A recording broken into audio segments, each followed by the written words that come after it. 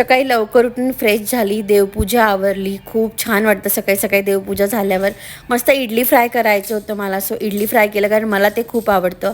आणि नाश्ता करायला बसणार तेवढ्यात माझं पिल्लू उठलं आणि उठल्या उठल्या आत्ता मला आईकडे यायचं असतं. सो तिचं सगळं आवरलं, तिला झोपवलं आणि दुपारी माझ्यासाठी उकडीचा मोदक मागवला कारण मला खूप खायची इच्छा झाली होती. आणि बघा माझं पिल्लू त्याच्याकडे कसं बघतंय. आज सखीला दिवसभर झोपायचं नव्हतं, सो असं एंटरटेनमेंट चालू होतं. उभं राहायला लागली, त्याला कशाला तरी पकडून, त्याच्यामुळे उभं राहायचं असतं.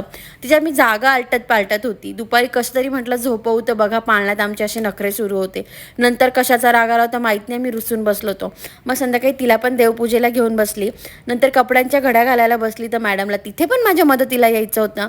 निखिलला आज पावभाजी खायची इच्छा झाली, सो त्यांनी ऑर्डर केली आणि बघा पप्पाच्या ताटावर हमला करायला सखी कशी तयार होती. मला आज पावभाजी खायची इच्छा नव्हती, माझ्यासाठी मस्त चवळीची उसळ केली होती आणि असा छान संपवला आमचा आजचा दिवस. थँक्यू.